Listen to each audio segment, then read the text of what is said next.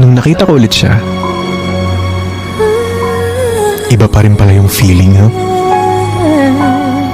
Na kahit maraming tao sa lugar na yun, makikilala ko agad siya eh. Bakit nga naman hindi? Siya yun eh. Siya yung nagustuhan ko. Siya yung minahal ko. At kung noon, binigay ko lahat, siguro ngayon, kaya ko ring ibigay pa lahat at ibigay pa yung nararapat.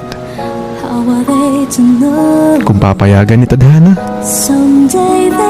kung papayagan niya, baka sakaling pwede ulit, diba?